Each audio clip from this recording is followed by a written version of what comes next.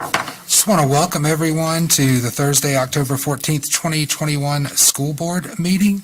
Madam Clerk, would you call the roll, please? Mr. Weimer? Here. Mr. Linden? Yes, ma'am. Mr. Greenway? Yes, ma'am. Mr. Ray? Here. Mr. Moran? Yes, ma'am. If y'all would just join me in the Pledge of Allegiance. I pledge allegiance to the flag of the United States of America and to the republic for which it stands, one nation, under God, indivisible, with liberty and justice for all. All right, thank you. Jump on into the announcement of changes in the agenda. Any changes to the agenda? All right. Mr. Chairman, I propose the acceptance of the agenda. All right, do I have a second? Second. All right, Madam Clerk? Mr. Weimer? Yes. Mr. Linden? Yes, ma'am. Mr. Greenway? Yes, ma'am. Mr. Ray? Ma'am. Mr. Moran? Yes, ma'am. All right, item 3.01, under presentations and recognition. We have recognition of Jobs for Virginia Graduates 5 for 5 Award, and with us we have Mr. Antonio Rice. Good evening, everyone. Welcome, Mr. Rice. Thank you so much for having me. This is always a fun time for me to come around to schools who have won our 5 of 5 awards. I'm not going to take a whole lot of time, but I do want to take a little bit of time to really kind of talk about the highlights of the Burton Center for Arts and Technology. And so, as it says, and I think you guys have one of these, it says the Burton Center for Arts and Technology has been recognized by our national affiliate, Jobs for America's grads, for exceeding all 5 of JAG standards for the follow-up class of 2020. Burton Center for Arts and Technology was recognized at the Jobs for America's Graduates Virtual Training Seminar, and the JVG specialist, Mara Puffco, was recognized as the Virginia's Region 1 Outstanding Specialist. And so, let me kind of stop there. That's great news. And so, you all have invested in JVG, Jobs for Virginia Graduates. And so, here's the return on your investment. And so, if you look in the yellow square here, and you have 36 students. So, we work with kids who have barriers. We help them overcome those barriers. And so, the average barriers per student were 6. 97% started the year lacking marketable skills and demand in the local area. By the end of the year, that number was reduced to 16%. 81% started the year with inadequate work experience. By the end of the year, that number was reduced to 19%. 36% were eligible for free lunch. 22% had low academic performance. 25% had a past record of excessive absences. 14% reported a family situation that was not conducive to their goals. 100% graduated. 100% graduated. And 100% graduated because Myra Puffco said so. I mean, it's just that simple. It's great. I'm up here and I'm talking about JVG and the partnership and all that good stuff. I mean, the boots on the ground, the person who works with these kids on a regular basis, on a day-to-day, Myra. Absolutely. Absolutely. And so it is absolutely a partnership. We work with kids who have barriers. We're a graduation to work program. And then after they graduate, we have a year of follow-up. And so this is basically a year of follow-up. So again, if you go back to our little form here, the Burton Center is the yellow bar. And most certainly, and this is, you guys are one of our flagships. I'm here every year, and where Barry Glenn was here prior to myself. We're here. You guys are getting the job done. Well, Mara's getting the job done. And so just on behalf of JVG, thank you, because it makes us look great, because we got a nice little 5 of 5 award for 23 years consecutively. Jobs for Virginia Graduates have received the 5 of 5 award. And that's because of the hard work and the partnership that we have with the Burton Center for Arts and Technology and for our wonderful specialists. And you guys have one of them. And so I'm going to stop here. Do you want to share a little bit about what's happening in the school, or are you good? Just a little, come on up, This is tough. if that's okay. Good evening. I just want to say, first off, thank you very much for your constant support. You have been very supportive of our program, and the numbers here tell and show the difference. But I wish I could bring the kids in who had graduated that I followed up with. It has made a huge difference. I have children, they're young people now, who still contact me a year and a half, 2 years out to ask for help in pursuing apprenticeships, how to do a mock interview, things like that.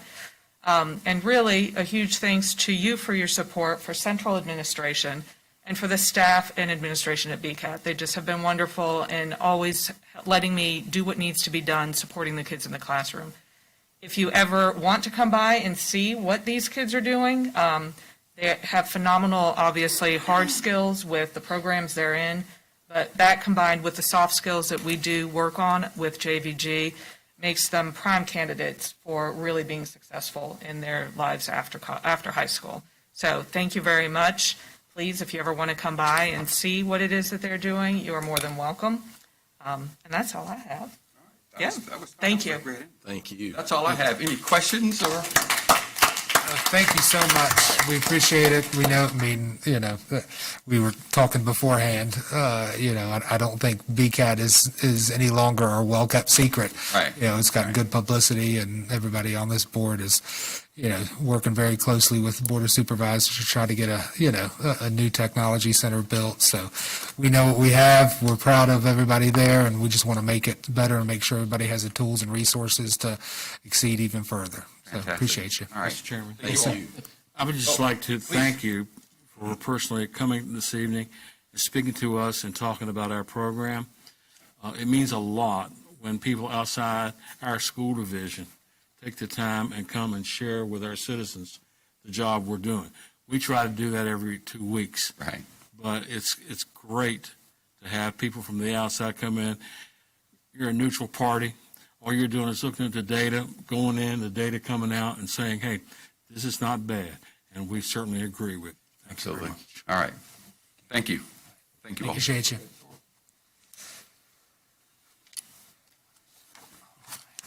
Move on to item 4.01, hearing of citizens and delegations.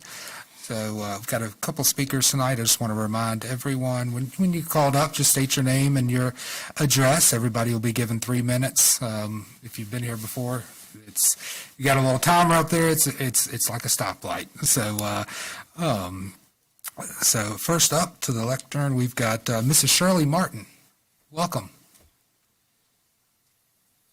I just want to congratulate these folks because you can tell they're really interested in the students. They're not into politics or anything. It's the students they're interested in. Thank you all so much. And thank you for allowing me to speak. Absolutely. I cannot believe what's happening in our public schools across the nation. However, when I see how our culture and society has deteriorated, I can believe these things are happening in our schools.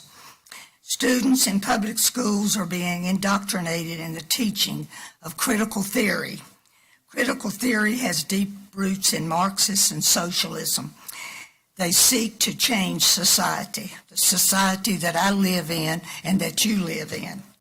One strand of critical theory is called critical race theory, and the other is critical gender theory. We must recognize that in July, the National Education Association, the nation's largest teachers union, voted to promote this critical theory in all 50 states, including 14,000 public school districts, and it begins in Washington down to Richmond with the Virginia education system. And we want I'm here tonight, we want public schools to focus on academics, not political indoctrination. We want public schools to stop attempting to mandate matters of worldview that should be reserved for the individual, the family, and the church, not the government. And parents must be allowed to be involved in our schools and their children's academics. I ask at this point what is we as parents and grandparents can do. First, here in Virginia, we have an election in November. We must be voting for the person who will be on our side for education and children. We certainly do not want the candidate who's made the statements parents should not have anything what the students are taught. Also, we will be voting for school board members. trust we will support the candidate who will come along with us to see that Roanoke County schools will not be indoctrinated. And I challenge you tonight, our school board members, that you will not cave in to the political indoctrination for our Roanoke County schools. And I might add, there are several good organizations across the United States that are fighting hard to stop these critical theories. I feel like we're not alone in this, and we as believers must continue to be in prayer for our nation and our public schools. And thank you all for your service, sir. Thank you, Mrs. Martin.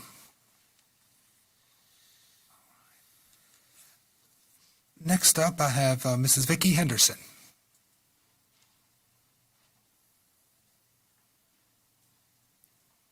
Welcome, Mrs. Henderson. Thank you. And it's funny, we're about saying the same thing, and we did not know that. First of all, I want to thank you for letting me be a voice of many, especially my grandchildren. Sometimes we get caught up in this world and become the ways of the world instead of doing what God commands us to do and act. This is a reminder to all what God says in His good Bible, His good book of instructions. We should follow because in the end, He is the last person we will see and answer to for the choices we make. And He will determine where our eternity, our forever home or life will be. And we cannot bargain with this judge. God says, do not be deceived. Bad company runs good morals. Also in John, He says, I do not ask that you take children out of the world, but that you keep them from the evil ones. And then in Revelation, but as for the cowardly, the faithless, and for murderers, the sexual immorals, and all liars, their portion will be in the lake that burns with fire, which is the second death. And in John says, we know that we are from God, and the whole world lies in the power of the evil one. So, we are all accountable to God in what decisions we make about our children and our grandchildren. Are you making the right decision that is pleasing to God? This community is about faith and family and education, especially when it comes to our children. We aren't happy how children are being treated, not just here, but everywhere. First of all, the masking of our children is so unhealthy to their immune system and mental health. I feel it's not about COVID, it's all about control. I pray Roanoke County isn't getting paid per student for mask mandate, as we learned that other states has done this across our nation. Second concern is critical race theory being pushed, maybe being pushed in Roanoke County schools today. If so, have you read what will that entails being taught to our children?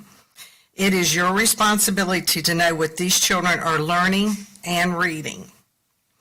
And as parents and grandparents, not as Republican, Democrat, or Libertarian, when we vote for governor next month, remember we're here for our children, and one candidate said, we will not have anyone say whatsoever what a teacher will be teaching our children.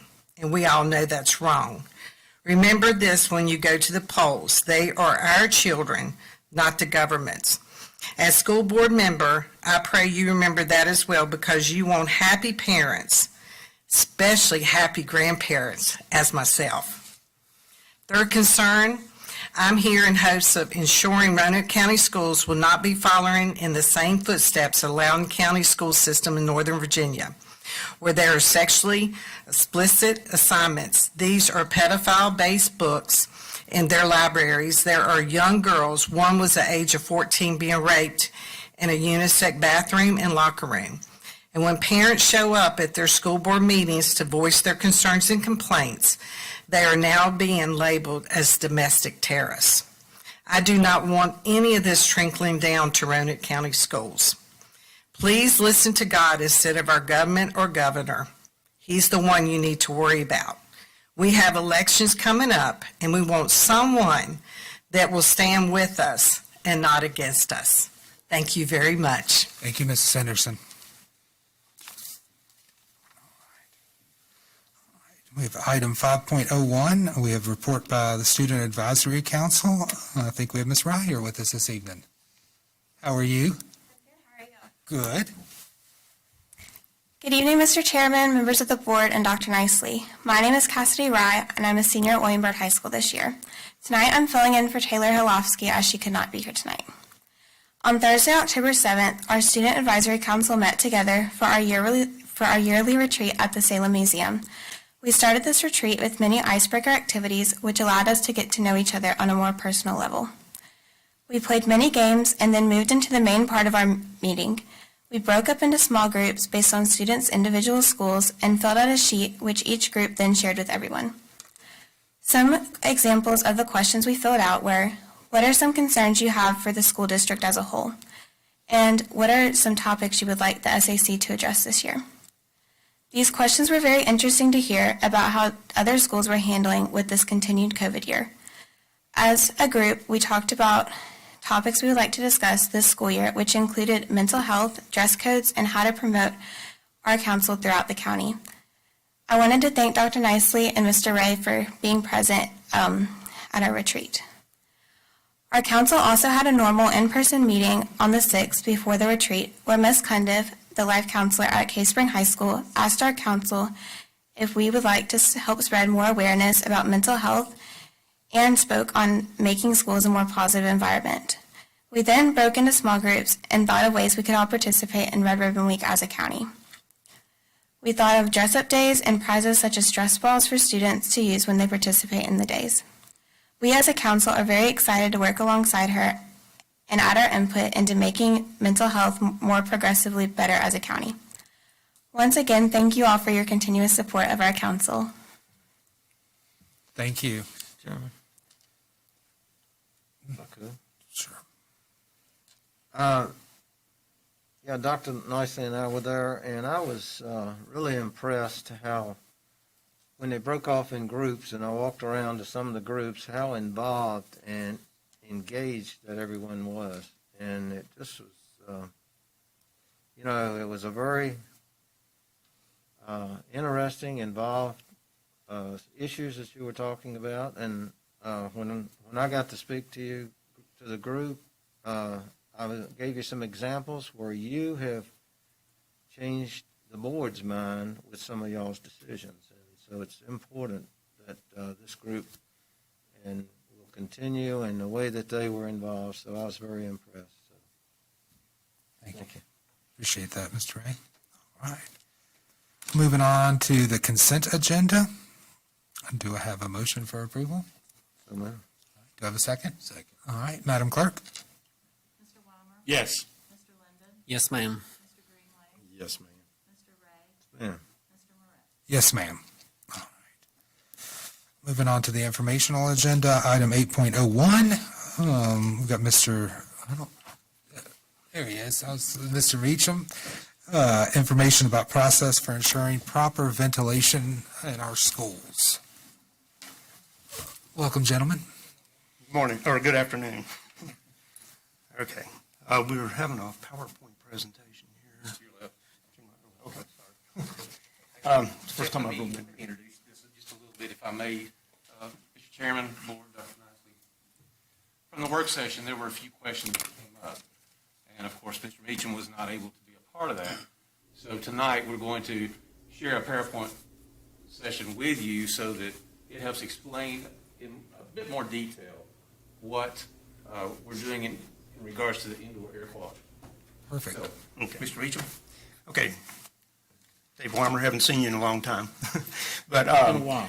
I want to answer your questions here, and the first one here is that you had asked that since we had purchased the barometer, have we been able to train personnel in its use and checked any of our schools to verify airflow in the classrooms? And yes, we have. A barometer, I'll talk about that here in just a minute. It's also called a flow hood.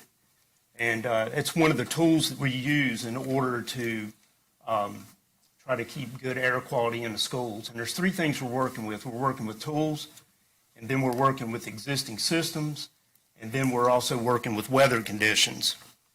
So, okay, this one here, okay.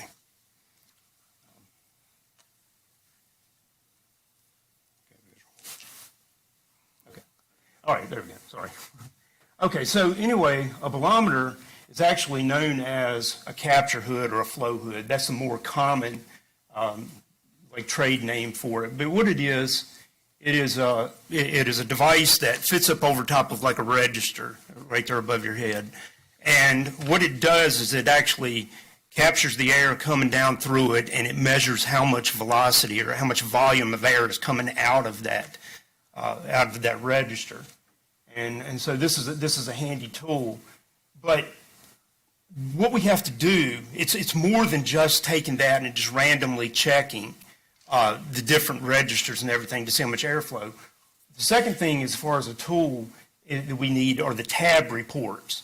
And what tab reports are, they're testing and balancing reports. And anytime a commercial building is properly built and turned over to us, after the commissioning, the final commissioning, after the pre-functional tests have been done on all the HVAC equipment, pumps and what have you, to make sure they're pumping like they're supposed to, then they give us their final testing and balancing results.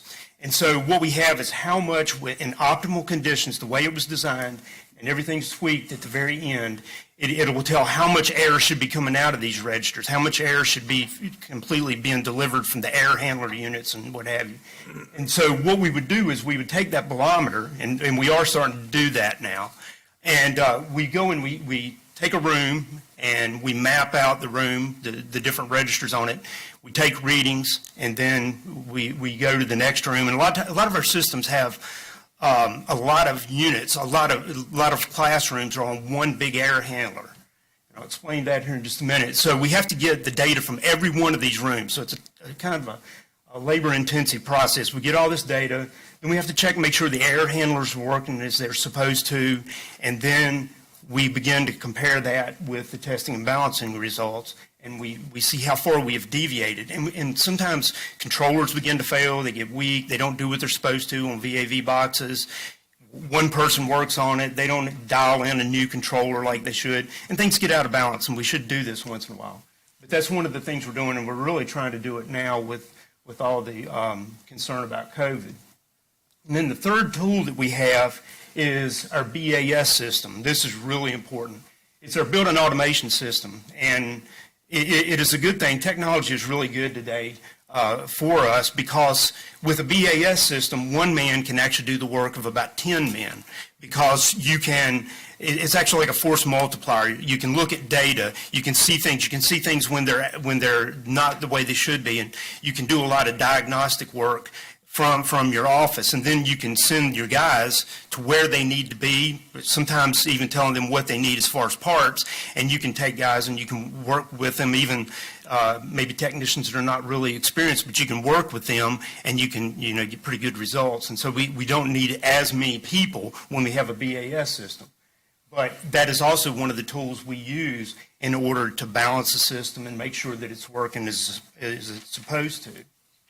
Okay, so there's the bolometer. That's what it looks like. It's just a box, has a handle on the bottom. Some of them have two handles. You can get a stand if it's like 12 or 14 foot up to a diffuser. It's a telescopic stand that you can just slide it up and move it around. Some of them come on a tripod like that. Some of them are on wheels. And you can just go from one to the other and kind of speed the process up. But that's a really important tool that we have. And there are 3 or 4 of us that have actually used one, so we know how to do that. Okay. So there's what testing and balancing is. I have done commissioning in the past when I was at Train, and I've done some here. But after the contractors get done, then you go in there and you have to verify with really good instruments that all your temperature sensors are reading like they're supposed to, making sure that all your flow sensors and what have you are working as they're supposed to. You run them through all kinds of tests. You make sure things shut down when they're supposed to. When freestats, make sure that they work. You go through every single thing on them. I know when I did Mason's Cove, that was a LEED certified building, and I was the one that did the pre-functional testing on that. And there were 296 pages of tests that I had to do on that equipment. And it took me about 2.5 months to get it all done. But that's what we do. And then after you get finished doing the testing, then the balancing identifies how everything should be in an optimal conditions. Our BAS system, Like I say, it is critical. We have several workstations, and our guys can work on it. They can remote into it, or when they get to the school, they can get on these. I can work a lot of times from my house. Somebody calls, they forgot to schedule an event. They've got the other night, they were having I think it was a cheerleading practice, and somebody had forgotten to send in a scheduling request, and I could do it from the house. I could VPN in and get a schedule in, save the day. So it's a really great tool. Now, so the first question that you had given me, Mr. Weimer, was that, yes, we are working with a bolometer. We've started on that, and we're trying to go around and do some random sampling and try to get more in depth as the weather cools down. Your second question was, with the winter weather weeks away, have we given any thought to maintaining the airflow in the classrooms? Yes, lots of thought. And many of the schools will be converting from cooling to heating without the ability to add heat or cooling as needed to maintain room temperatures. And when the room temperatures reach the set point, will the system still furnish the airflow we need to maintain the recommended ventilation requirement? That is yes. Actually, we will exceed it in the next month or so as the weather cools down. And I can show you up here on the upper right-hand side, you'll see it has return air.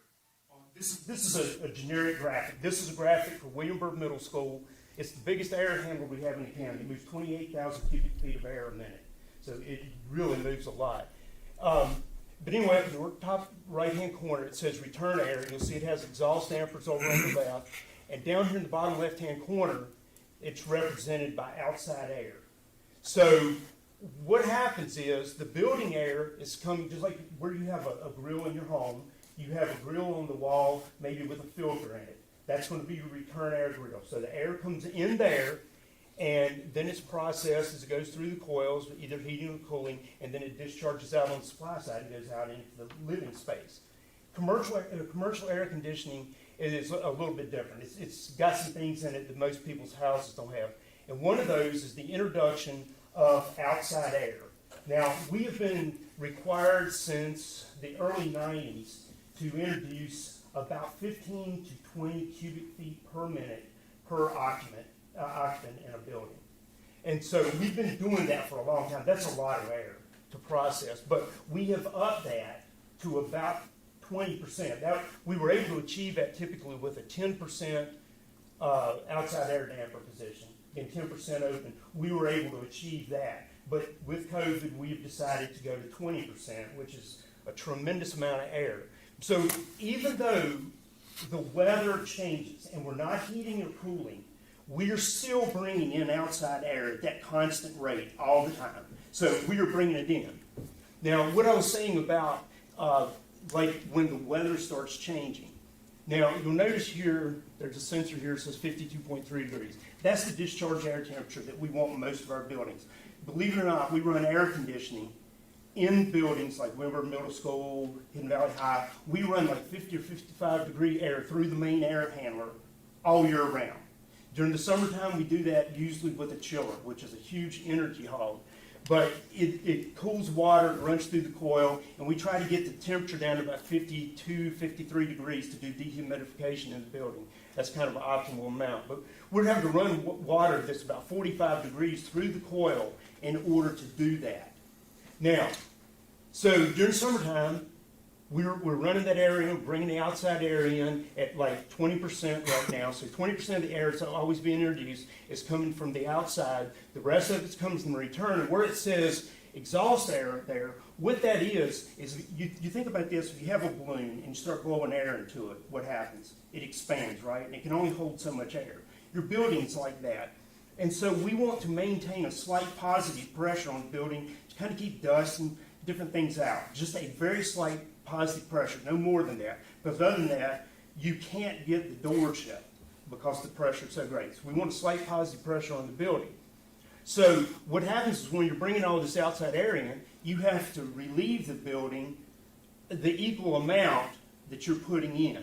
And so that exhaust damper works with that outside air damper. One works, it opens while the other one's closing the same amount. It's called a proportional type of damper.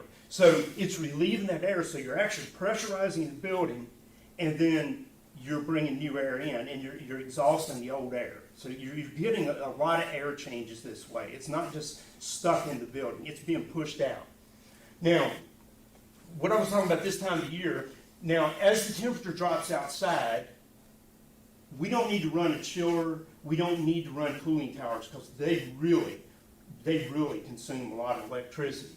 So what we do when the temperature drops down to about 50 degrees, we begin to do something called the economizer mode. And what the economizer mode does is now we don't just obey the minimum on this. We begin to open that outside air damper even more to bring 40-degree air in there to try to achieve that 50, 52-degree discharge. And we lock the chiller and the cooling towers and the condenser pumps, we lock them out, and even the chill water pumps. So we're saving a lot of money when it's 50 degrees or less.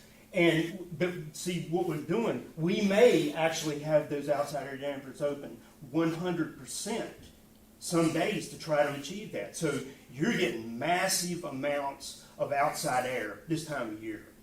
So you don't have to worry about that. We're meeting that, without any problems. Now, go a little further. So here is our problem. We're also working with existing systems. We have stuff. Now, I know we have buildings that were built in like 1935, 37, right?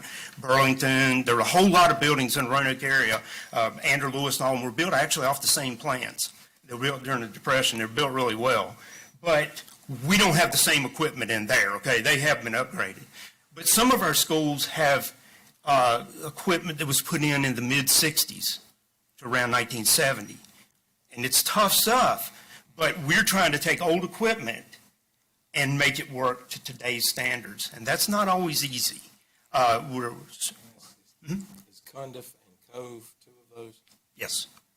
So we have actually changed out the heat pumps twice in my career here. We'd like to have done it again. We're fixing them on fail right now, but they're still the same equipment for the most part, the same design and everything that we had before. So Penn Forest is in this, Arnold Burton. These are older buildings, so we're trying to make them work, but they have old equipment. Northside Middle still got some of the equipment is still pretty old. So we're hoping to upgrade that in years to come. So we are having to, and we have a lot of equipment that was put in the 90s. And to kind of give you a timeline, because I was here when most of this was going on, back in the 70s, remember we had an oil embargo, and oil prices and energy prices shot through the roof. So what they did is they went in back in those days and they shut all the outside air dampers and turned all the exhaust fans off to try to save energy, tighten the buildings up. Guess what happened in the 80s? Remember sick buildings? Everybody's buildings getting sick because they never got any air changes. So then in the 90s, they came along and we got to have a lot more air. So what they did is they brought air in that wasn't being dehumidified and conditioned. Then guess what we had the next generation, the next decade? We had mold. So we're learning and equipment's getting better. So we have learned over the years how to work with this old equipment to make it bend to our will. And to answer your third, I think it's your third question, is it's actually your fourth question. You were worried about condensate buildup. That is something we have to worry about. When you're trying to economize and you have a building that you can't dehumidify, you have to be careful when you have those rainy spells that it rains for 2 weeks and got 100% humidity. You have to watch, but it's not something that happens overnight. We're watching that. And typically, our buildings do get a rest at night because we put everything in the unoccupied mode, and they fall back, and so buildings kind of stabilize. But we are aware of this stuff, and we work on this all the time, and so we do work to try to prevent this. Newer equipment has the ability to dehumidify, and it conditions the air that's brought in, and that's a good thing. So we're learning, we're getting better all the time. So going back to your second question, when the rooms reach set point, the systems will still furnish adequate outside air, even though, because this air handler is running the whole time anybody's in school, and usually a couple hours before to a couple hours after. So they're getting air the whole time, even if it's not heating or cooling, it's still coming into the rooms. Mr. Chairman, if I might. Just a couple points of clarification. I certainly am not the expert that you are. I'm simply reading and going back to my own experiences in schools where once you flip that switch to heat, the rooms get pretty hot and they stay pretty hot until you flip the switch to cool back into spring. I guess my concern over this COVID period is once we switch, how many schools do we have? I think it's called the two-pipe system, where you either hot or cold. We have one school, Penn Forest. Williamsburg did have that, but we've done away with it. But actually, Penn Forest is no longer really a two-pipe system. It wasn't originally. The piping in it was only supposed to do the cooling. Back in the early 90s, they came in and said, we can put a gas boiler in there, and we can make this, it was an outside company, we can make this work. It didn't work. We used to crack a boiler about 2 times every winter, a section in boiler, at $8,000 a whack. And it's some hard work putting a section in a cast iron boiler because it couldn't take this thermal shock. We did away with that about a year or so ago. We went back to the way it used to be. We use electric reheat, and it's still the same heater packages were put in back in the late 60s. I mean, they're pretty robust. And now we don't really use the boilers out there at all. We don't need it. The building, it's able to keep itself warm even in the winter. We rarely need extra heat other than these electric heaters. But we use a chiller, and we use the two-pipe system. So now we really don't have any two-pipe systems anymore. So let me ask this question. I'll use my home as an analogy, okay? It's not a good analogy because they're two different systems. I got that. But in my home, if I set the thermostat at a temperature, 72, up until that point, it'll heat. Beyond that point, it'll cool, okay? Our newer schools have that function, correct? For the most part. It depends on the school. Well, the ones that we've renovated and the new builds definitely do, but we have some others that are too. But my point is, unless I put my fan on automatic, when it gets to 72, the air doesn't come through unless it's requiring heat, and then it will if I set it that way. But the literature talks about, that set point. And what do you do when your system hits the set point? I think I'm hearing you say that you still get air, it's simply not heated or cooled right into the room. Right. One thing that I would share with the board and maybe the superintendent and you as well is I think it would be a great idea once we get into the heating season to use your barometer and go back and make sure, that we're getting sufficient air. Because if we're not, we can put all the in-room machines that we want, to move the air around, but it's still the same air. The system coming in forces the air out too. That's the kind of the circular part of the system, if I'm correct. If it comes in, then the release pressure goes out through the return vents too. So I'm just thinking that it's been pretty much established, the aerosol nature of the disease, and one of the things that we can't control a lot of things, but one of the things we can control, is the air quality and distribution. You all have done a magnificent job over the years of keeping equipment up in Roanoke County. Trust me, I know. Been a part of it when it was down. Didn't appreciate that too much, but you've taken some equipment that was not frontline and parts were hard to achieve, and you've done a great job. And I'm certainly not being critical of that. I'm just suggesting that, as we said back in June, we can get the kids back into school. The key is going to be keeping them. And one of the keys to keeping them is to keep the air quality as high as we can get it, because we're putting twice as many kids in the schools, and we're reducing the distance between the kids that are in the building. So the only other option that we have that we can kind of control is the amount of fresh air that there is in there, so that the air is not recirculated amongst themselves any more than it has to be. So That was the point of my questions. The Harvard report that I shared with Dr. Nicely, and you all are aware of as well, Chris is, I know. Those are the points that they made. If you have an automatic control system in your system where it shuts down at a certain point, it needs to override because you definitely need air circulating. And the point that you made about the air, even though it's circulating, it may not be heated or cool. I know that a lot of the schools probably need more cool air after about 9:30, 10 o'clock in the morning than they need heat. They need heat early on to get it to that point. But once you get people, lights, activity, and all that kind of thing going on in the building, the heat can build up.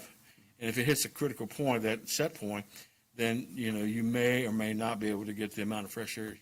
That was the whole point of the question. Can we manipulate the system in such a way to ensure that at any given point in the day, early, midday, afternoon, temperatures change, demands change, but can we continue to get fresh air, whether it's heated, cooled, or whatever? Yes, we can. Some of the older schools, the only thing that there's a problem, they do have the older style thermostat. Right. It has the ability for the occupant to turn it to auto or to on. And I've sent out an email to all the principals involved. Make sure that stays in the on position so that it never cuts off while that building is occupied. That's it. Because those schools, actually, one of them has, all three of these, they have passive outside air in that they open up a common outside air damper, and as long as the fans are running, they're pulling it in the whole time, even if it's not heating or cooling. So, but the rest of the buildings, it's all done for them. And that was the point of the questions, reading the literature and based on the experience that I have. But I thank you for the tutorial. I think the rest of the board members may have learned something too about our heating and cooling systems. And you people who work on those on a daily basis, we're eternally grateful. I know I was out in the building the other day and there was someone there tweaking. Good thing, because, we've got to keep the schools as healthy as we can. Absolutely. Anytime you ever have any fears, just give me a call. I would be glad to take you for a tour, show you things, explain things to you, any of you. Jeff, I think Mr. Ray has a question for you. Yeah. Does this you're always maintaining that 20% of outside airflow? We sometimes exceed it. Like I said, when we go in the economizer mode, we have quite a few buildings that are capable of doing this. Those dampers, a lot of days will go 100% open, the outside air damper, so you're getting 100% outside air. But we have it set up so that they stay at least 20%. And some of them only have a two position. Some of the schools, it's open or closed. And so the way those work is whenever the building is occupied, that damper goes open. It stays open as long as that unit is running. And it runs all day, regardless of whether the room needs heating or cooling. So, Let me, one other question on the systems and the flow sensors. What is, a lot of old equipment that we have, and you said the new equipment you can control from home off a VPN or you can sign in. How many are you able to and not, or do you know the number? well, I can control all of them to some extent, except for Arnold Burton. We can't do anything there because they never got a built-in automation system put in. But the rest of them, I can control some things on them. Some of the units work as standalone in some of the schools, like maybe Glenford Elementary and stuff like that. They're new units and they work fine by themselves. But the rest of them I can kind of control. Some of them it's just to the point of turning off a whole zone or turning it off, turn it on or off. That may be all that I'm limited to doing. Some of the schools like Wimberg Middle School, I can control the main air handlers because we've upgraded the controls on them, but I can't control the individual classrooms because they're pneumatics, which are going away. It's an obsolete technology. It's tough and it's reliable. However, engineers hate it because you can't control much. You can't see what's going on.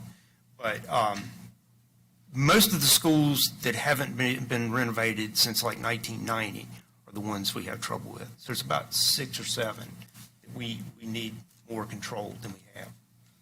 So if you have a problem, you physically have to go out there. Sometimes, yeah. You mentioned Glenver Elementary and Northside Middle. Both of those, I think, have Airedale units in the classroom. Northside High School does. Glenver Elementary, we actually, the maintenance department, the HVAC crew, we changed out every single unit at Glenver Elementary, I think it was last summer. We put in Bard Q-Techs, which are good units. They do a lot of stuff. And they, can they be controlled in the individual room? They can be controlled from touchpad in there. Yeah, because I was over there the other day, looking at another problem, and remarked how cool it was. And they showed me, that they could control that. So, I think you're right on one part, and that is, once we can get equipment that gives you more flexibility and also, gives you more the ability to really meet the heating load during the day, whether it's on-site or off-site, whether it's set up automatically or it's done manually, that's a tremendous step forward. Mm-hmm. I would love to see it. Yeah. And we're moving in the right direction. It's just not as fast as I would like. Well, thank you for the information. I truly appreciate it and appreciate the work that you and your men do. Thank you. Okay. Absolutely. All Thank right. you, Mr. Meacham. Thank you. We appreciate the Yes, update. Very thorough. Thank you. 8.02, we've got updates to policy 4.26 for year-end carryover balances. Mrs. Susan Peterson, welcome. Good evening, Mr. Chairman and members of the board. So I've brought forth the year-end carryover balance policy for you to review. We did go over this at the work session. At that time, I had not incorporated the changes that we have received most recently from the county, from their comprehensive financial policy. I have incorporated those so you can take a look. Gosh, I feel like I'm really loud. Sorry. I have incorporated those now so that y'all can take a look at those between now and the next meeting. And if there are no changes, you can approve it at the next meeting, and that will be in plenty of time before we present our year-end audit in November. Absolutely. Mr. Chairman. Yes, Mr. Greenwood. We made a formal request on the $1 million CSA. I know you sent the request. Do we need to make that through the board, or is it okay? Yes, and Dr. Nicely was kind enough to copy us on that. Yeah, I saw So that. I that just was didn't know out if of, we needed to out follow of, it up. that was a, I'll just leave it at that. I'll leave it at that was a starting point. Yep. But it's not going to hang out there for Yeah, too just- long. That's So, my thing. I don't know if Yes. they're, just hoping we'll go away with the ask, but Yeah. I want to make sure we follow it Starting up. off with some diplomacy, and then, but it's not open-ended. I'll just keep it at that. So. Thank you. Thank you. Yeah, thank you. That's my point. So. Any questions? Thank you. All right, well, don't go anywhere. So we'll jump right into 8.03. You've got our budget calendar proposal for us. Yes, and it's hard to believe that we're already looking forward to next year's budget when we haven't even finished last year's fiscal year. So as you know, this next year will be the first year of the biennium, so that means it's going to be a long recession. There are a few notable items on the calendar that I'd like to point out. Historically, we bring forth the CIP about this time of the year. Since the county's not going to approve theirs until January, I have pushed that discussion off until our first work session in January. So we will review the CIP and all of the other replacement schedules and replacement funds in the first work session in January. Then during February, we will look at the compensation and benefits, which is along the lines of our normal timeline. Since it is a longer session, they don't expect crossover to occur until February 21st. VDOE does not promise to provide the tools that we need to estimate revenue any earlier than a week after the crossover occurs. And so then the next work session in March will be when we can provide the crossover budgets to you. And we'll also look at the department budgets at that time. So then, again, since it's the long year of the biennium, they're tentatively going to adjourn the General Assembly on the 22nd, or on the 13th, March 13th. And again, a week later is when we are expected to have our revenue estimates from VDOE. So I have added an additional work session on March 22nd. If the revenue estimates come in earlier, then we may want to consider pulling that work session up a little earlier, because that's only 2 days before we're supposed to adopt our budget. So if we can reschedule that when we know when we're going to get the revenues, it might behoove us to do that to ensure that we can do any last minute changes that the school board desires. Then we will adopt the budget on March 21st and present it to the Board of Supervisors, and we'll give it to them on April 1st, and the chairman, Dr. Nicely, and myself will present it at their meeting on April 12th. A couple other notable items going into the biennium. Usually our revenue increase is going to be less that first year because they're more conservative, and they usually spend less up front and more in year two. And so we expect maybe not quite as much wealth in that first year. One thing that we're hoping will help us is a large ticket item that we have to fund in that first year are the VRS rate increases. Since the governor used part of the year-end surplus to fund some of the VRS balances, we're hoping that maybe the rates will be more conservative and we won't have as large of a ticket on the budget request list for the VRS. Yes, sir. Speaking with the surplus, will you still, will it still be after the first of the year any time to know if they're going to use any of those surpluses for items like that, or will you know something leading up to the end of the year? I mean, probably. The state surplus or the? State.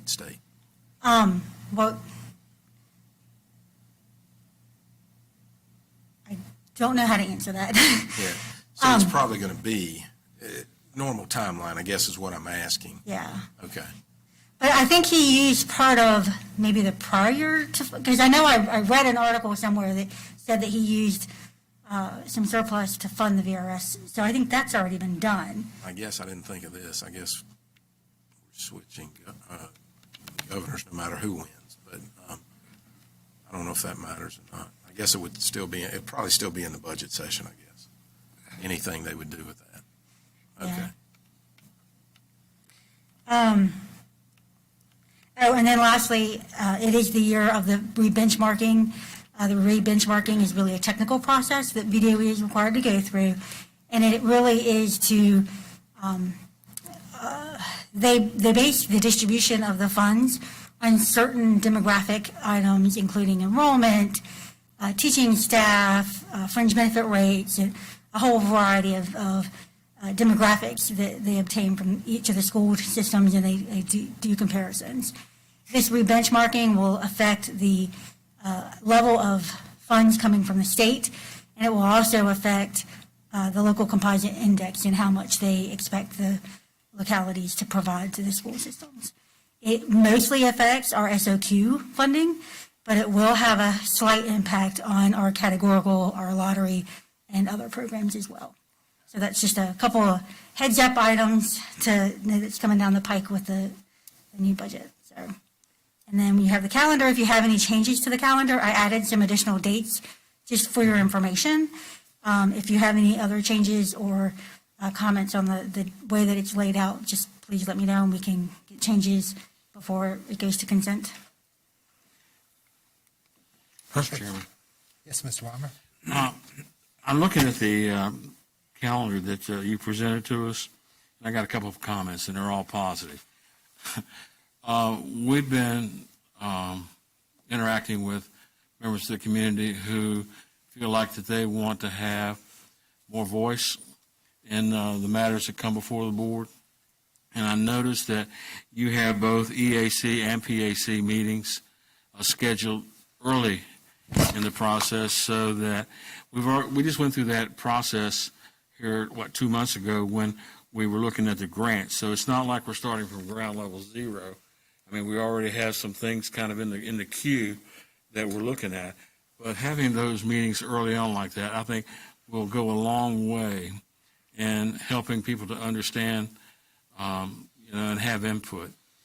The other takeaway is, if you look at this calendar, the budget process really runs about 9 months.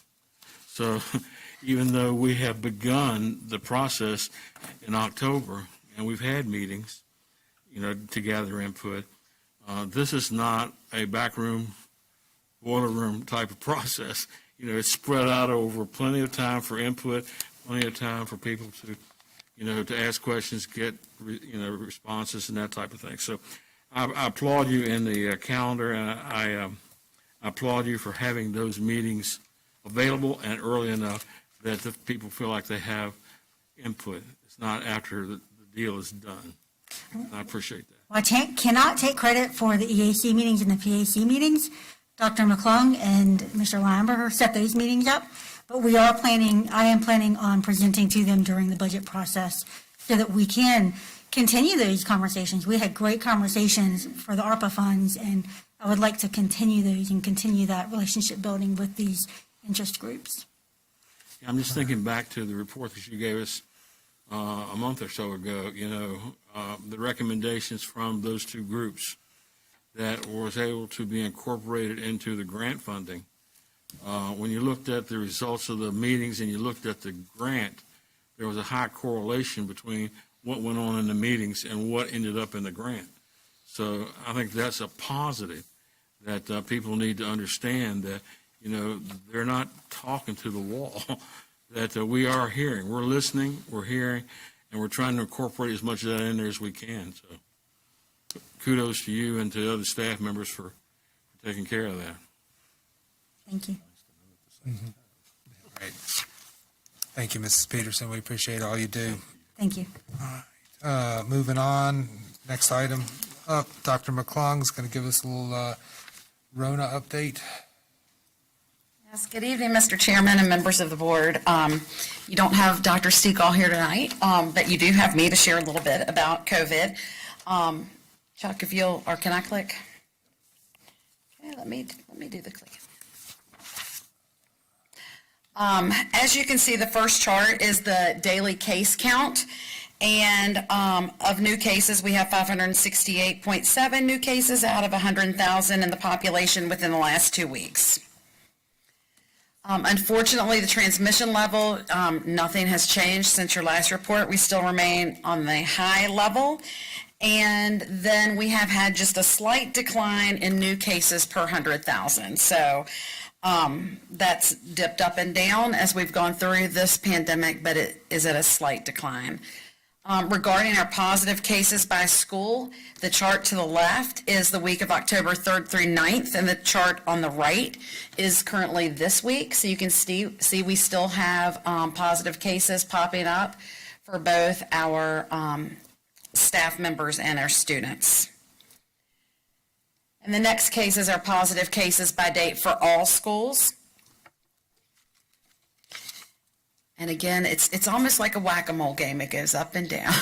So with that, our in-school exposures, you have, again, the chart on the left is October 3rd through 9th. The one on the right is this week, thus far per school. So you can still see that we have some in-school exposures. That doesn't necessarily mean that they are positive cases.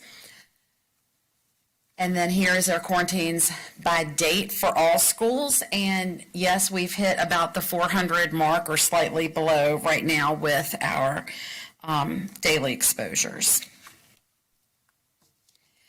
Additional pieces of information that have happened since the last update you all received, our classes, our 6th grade class at Hidden Valley Middle School returned to school on October 4th.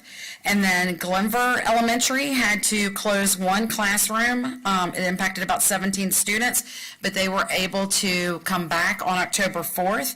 And at Fort Lewis, we currently have 2 regular classrooms that are closed based on recommendations from the VDH, impacting about 45 students, and that quarantine began October 8th. Some good news that we have to report is there is a new community vaccination center, opens this Thursday today at Valley View Boulevard in the old Sears building. So the clinic is open Monday through Saturday from 10 to 8 until December, and our staff are welcome to use the workday this Friday or the time provided in any upcoming early dismissal day to schedule their appointments. And school staff do qualify for the Pfizer booster since the nature of close contact reporting due to their occupation. So that's good news that we're able to start getting that booster, and that's all the information I have to report. Any questions for Dr. McClung? Thank you so Thank much. you. We appreciate you. All right, item 9.01, we've got report by Dr. Nicely. Thank you, Mr. Chairman. Just a few things. I do want to highlight that October is Disability History and Awareness Month. And disability history and education awareness is important because it promotes positive attitudes in schools, creating a culture of mutual respect, understanding, and equal opportunities for all. And just want to highlight that we, of course, do value all of our students in Roanoke County Schools and appreciate all of our staff members who work with our students with disabilities. We also had a meeting this past Tuesday of our Special Education Advisory Committee, and just want to express appreciation for that group of parents who serve on that committee and provide us meaningful input. As you heard earlier from Cassidy, we did have our SAC retreat last week, and Mr. Ray and I did enjoy going out and spending some time with them, as well as at their previous meeting, and appreciate Cassidy's excellent report this evening, as well as Ms. Schleicher-Maloney's excellent continued leadership of this group. Just we've said this before, I'll say it again, one of the wonderful things about the SAC is that it's student-led, and these guys really do get to learn and develop and exercise those leadership skills, which they already, as you can tell, do a great job with, but will serve them well in the future. Highlighting our needs as a school system, of course, one of those is on school construction, and so our Burton Center, of course, is one of those priorities, along with the next two elementary schools that need to be renovated, of course, are Cundiff and Glen Cove. Trying to work with the county side to see if we can find ways to accelerate the construction of the Burton Center, and the Citizens Advisory Committee continues meeting, and we don't have they're expecting to give some more information by December. We just want to let the board know that they are continuing to meet. One of the things we've heard, of course, is the continued need for taking care of our aging school buildings, and just want to report that the Virginia Association for School Superintendents, along with VDOE, part of the legislative agenda from VAST this year really does focus on trying to urge funding for our aging school buildings, for school construction and renovation, taking care of these needs across the state, as well as needed things like trying to get Virginia average teacher salaries from near the bottom of the country, up to the top, near the top, and I think they're actually shooting for number one, but anything better than being near the bottom would certainly be a welcome change on that front. So that is part of the agenda that VAS is working on. I'll be meeting with superintendents from across the state this coming week in Charlottesville, along with the VDOE folks and some legislators, to find out more about what's being done to address these issues at the state level, which of course is sorely needed. Thank you, Mr. Chairman. Well, thank you very much. All right. 10.01, reports and inquiries of board members. Mr. Weimer, you want to kick us off? Anything? Just one or two things. A follow-up to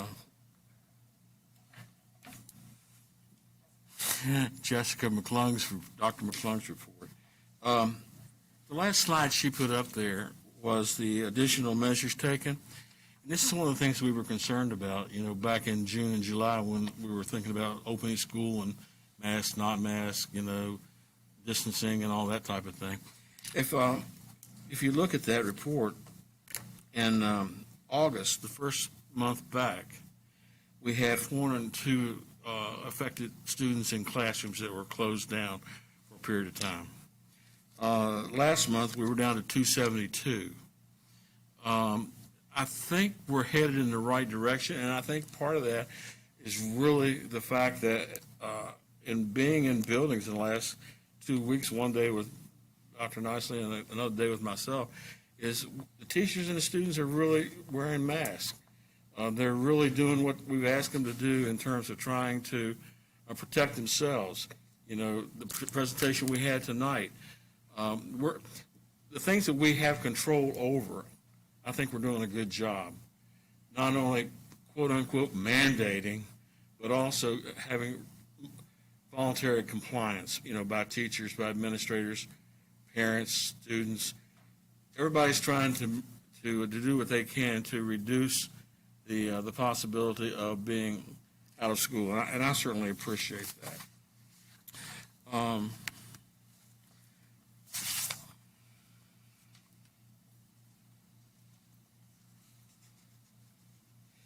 I want to say just a brief word about something that we were all made aware of this past week or so, and that is changing leadership with the Roanoke County Teachers Education Association. I know both of those people. I've worked with them for a very long time. They work very hard to represent teachers and members of the association. They've done a lot of good things in terms of class sizes, in terms of compensation, in terms of adding ideas to the pot for situations that the board is trying to deal with. I hope that the new set of officers that will be taking their place will take the opportunity to work with this board as the others have, as partners, and working together. I think that we can solve many, many more of the problems in Roanoke County that we have than being adversarial, which I don't think they are being adversarial. I think it's just the nature of the beast. But certainly want to thank Tim and Ms. Goodman for their service. Thank you. All right, thank you, Mr. Wyatt. Mr. London? Hey, thank you, Mr. Chairman. Sorry to have missed the work session last week. I was out of town, but, well, maybe I'm sorry. I did get to watch all 3+ hours of it, so maybe I'm not too sorry to have missed it. But I do want to say that I definitely approve of the revised schedule that you guys adopted, and I know that staff and teachers really appreciate that extra planning time, so that well done there. Was disappointed that I had to miss the Burton Open House. That is a highlight every year, it seems, and the momentum that we have right now in the community for the Burton Center and the new BCAT seems to be tremendous. So that was an event that I heard went very well, and sorry to have missed that. But I, too, will echo Mr. Weimer's comments that Tim Summers and Sarah Goodman did do a nice job there with RCEA, and I know they'll be sorely missed by that group, but just want to thank them for the time and effort. They spent many years doing that. That's all I have. Thank you, Mr. London. Mr. Greenway? Yes, sir. Thank you. Got a couple things. First, I want to say to the citizens out here and citizens everywhere, I think we all agree on this silliness of domestic terrorism, that the parents should be the leaders of their children's education. And if anybody has kept up with the last year and a half, I've been called out a few times in meetings, and people have come up here and spoke in meetings. And I don't take it personal. I take it as it makes us better that we have critical thinking or even constructive criticism. If it's done respectfully, one of those folks that Mr. Weimer thanked called me out, and I never winked an eye. It's something that we should be allowed to do. And so domestic terrorism, in my mind, as long as I'm on the board, I would speak out for it, and I think these guys would always welcome parental input, and we should. And so thank you for those comments. Got a few things. One, Dr. Nicely, you mentioned about the group that's meeting on BCAT. And I was wondering if we could get Mr. Altizer maybe to come in and give us a summary or an update of, where the group's at, or just give us, some, would that be appropriate maybe if they've had 2 or 3 meetings to share how it's going? Nothing. I think we could definitely touch base with Mr. Altizer. That might be something, that would be well-timed at our next work session. Yeah, that'd be great. Yeah. Yeah, okay. And so I think it would too. 2 things. budget-wise or from the financial side.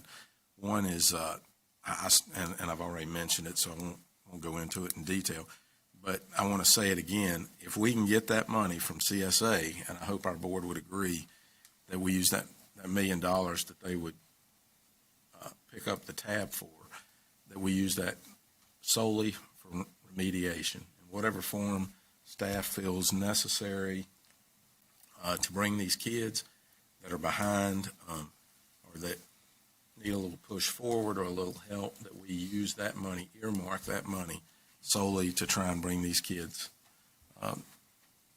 back up to a level that was pre-COVID. So I'd love to see us do that. And to that end, Dr. Nicely, I can't remember if you sent this out to all of us or not. Okay, you did. And so, this was for reading, a comparison of students meeting Scholastic beginning of the year, college, and career ready, Lexile benchmark. And so, I've had a chance to go through it a little bit. Obviously, Ben would have to be the expert to help me read it. I haven't had a chance to get with him. But I'm going to try and have some discussions, as I've explained to you, just to ask if there's need there that we help remediate these poorest of kids and maybe in the poorest of elementary schools. But that's what I'd like to use that money for if we get it. That's, again, I'm just one member, but I'd like to see us do that. Last, I know we're not talking about this a whole lot now, but Dr. Nicely did bring it up on the BCAT and the Cundiff and Cove schools. On our CIP, and I'm just preliminarily looking at this, and Ms. Peterson and yourself just got us this, but for us to review. But hopefully, Burton Center will be taken off our CIP list with, the 1% and whatever we move forward. I know the group has to meet, and they're going to make recommendations. But I'm hoping that can be taken off. And if I look at that, that's about, in the year up to 27, we're looking at about $7.6 million, right? So if we take that off, that's money we wouldn't need necessarily to fund for BCAT. Now, obviously, we'd want to push the other schools up to that point. I also would like to consider, I'm just throwing it out there, this is no formalization of request or asking that we do this at this time.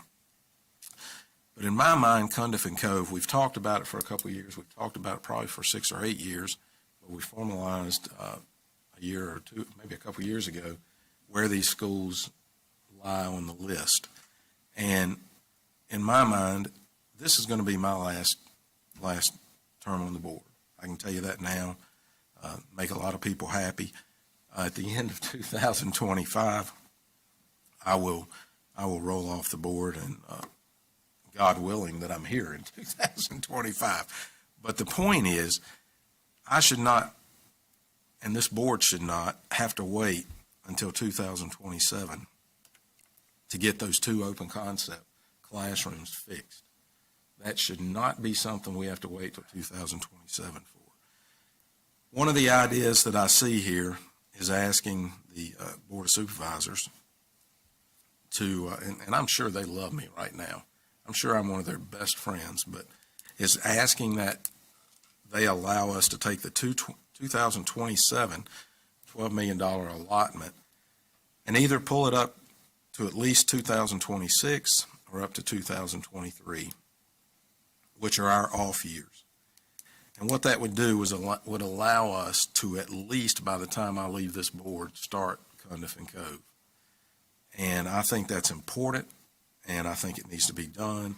If not, I'm going to start asking for improvements to those schools because they need them.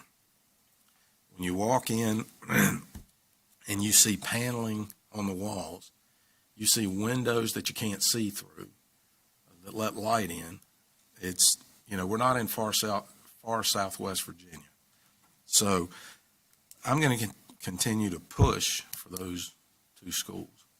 And no matter the makeup of, I'll give a shout out to Mr. Butzer for being a help in getting these things lined up. But no matter who's up here, whether it's me or anybody else, those two schools need to be fixed, and we need to educate those kids just like we do the rest of the county kids. They should be no different. Thank you. Thank you, Mr. Greenway. Mr. Wright? Thank you, Mr. Chairman. I did have the pleasure of attending the Burton Open House, and it was very exciting. There was many parents and students there that were looking at the various opportunities. One that I attend that I was very impressed was Mr. French's, if I got it right, Mr. French in info technology. Yeah. And because I was in some of that with Norfolk Southern, but he actually had the students answer the parents' questions and students' questions, which they were very excited about what they were doing, the projects that they were doing, and they're the ones that sold the class to the kids, not the teacher. So, I mean, it was really, really great. And all the others I attended were wonderful, too, and I'm sure that all the teachers did a great job with bringing the information to the students and the parents, and it was a great turnout. We had some Board of Supervisors attend as well. Had the past 2 weeks been visiting all the schools at the end of school where the bus loading was and the parent pickup. And you'd be surprised that or maybe you wouldn't, but, Dr. Nice and I attended, and it's a well-oiled machine, and they do it every day. Just for an example, the principal now at Penn Forest, she has actually, Miss Griffin, she has actually cut it down from like 20, 25 minutes to about 10 minutes. And I mean, it was through a process of lining up a 3-line, it's like a NASCAR race.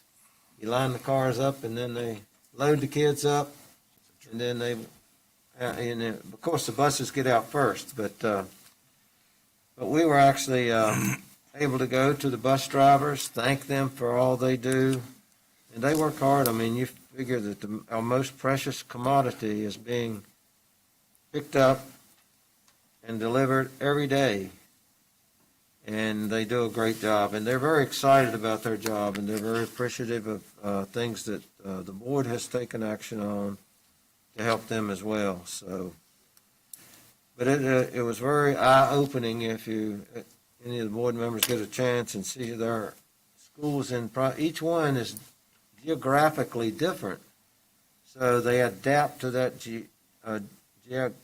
geographical location to how they pick up the kids, the system that they have, and it's just amazing to see it work, and they do it. I told one of them the other day, and I said, so you're going to come back tomorrow and do it again.